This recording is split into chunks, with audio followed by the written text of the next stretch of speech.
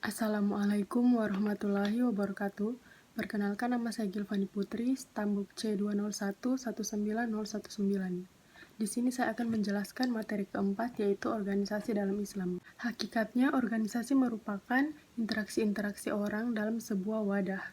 Dalam Islam secara tidak langsung, setiap manusia dituntun untuk berorganisasi dan hidup dalam struktur yang terorganisasi dengan baik.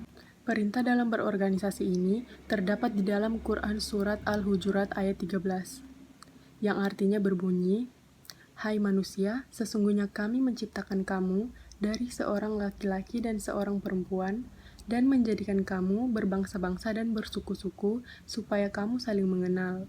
Sesungguhnya orang yang paling mulia di antara kamu di sisi Allah, ialah orang yang paling takwa di antara kamu. Sesungguhnya Allah Maha Mengetahui, lagi Maha Mengenal." Berikutnya saya akan menjelaskan indikator pertama, yaitu prinsip dasar organisasi berdasarkan syariah. Di dalam Islam terdapat 3 prinsip yang harus diamalkan dalam organisasi secara Islam.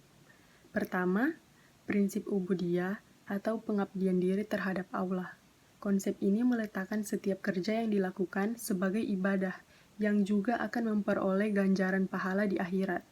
Tentunya dengan menghayati prinsip ini, diharapkan seorang anggota atau ahli organisasi akan menjadi ikhlas dalam kerja mereka, dan keikhlasan hati adalah penggerak utama ke arah kesungguhan bekerja dan peningkatan prestasi. Yang kedua, prinsip masuliyah.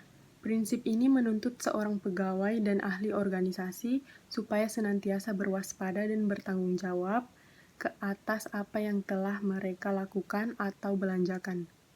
Yang ketiga, prinsip itqan. Prinsip ini menuntut bekerja dalam mencapai perkhidmatan dan pengurusan cemerlang. Setiap anggota dikehendaki mengutamakan quality dan produktivitas di dalam memberi perkhidmatan.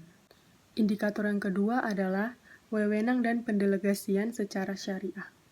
Wewenang adalah hak untuk melakukan sesuatu atau memerintahkan orang lain untuk melakukan sesuatu agar tercapai tujuan tertentu. Wewenang merupakan dasar untuk bertindak, berbuat, dan melakukan kegiatan atau aktivitas dalam suatu lembaga. Pendelegasian adalah memberikan kekuasaan kepada seseorang untuk bertindak terhadap kita. Pihak yang diberi kekuasaan bertanggung jawab kepada pihak yang memberi kekuasaan. Dalam ungkapan lain, pendelegasian dapat diartikan memberikan wewenang formal kepada orang lain dan bertanggung jawab untuk melakukan aktivitas tertentu. Al-Quran dan hadis Nabi Shallallahu Alaihi Wasallam mengajarkan banyak hal terkait pendelegasian tugas dan wewenang.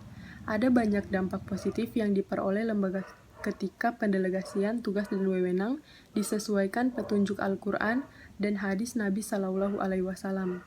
Di antaranya adalah terselesaikannya pekerjaan dengan cepat dan tepat, terwujudnya keharmonisan di lingkungan kerja, terciptanya iklim kerja yang sehat, tumbuhnya rasa saling percaya satu sama lain, dan tercapainya hasil yang maksimal dari proses tersebut.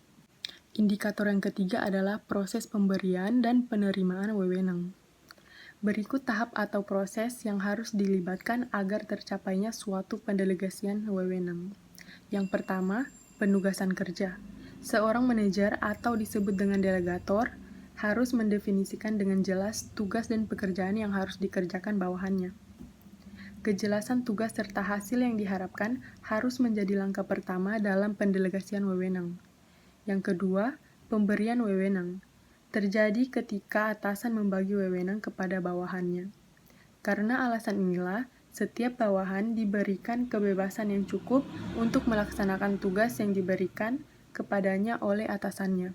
Para manajer di semua tingkatan mendelegasikan wewenang dan kekuasaan yang melekat pada jabatan mereka.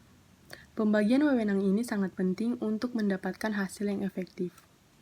Yang ketiga, menciptakan tanggung jawab dan akuntabilitas. Proses delegasi wewenang tidak sebatas hanya sampai pada pembagian wewenang dan kekuasaan dari atasan ke bawahannya.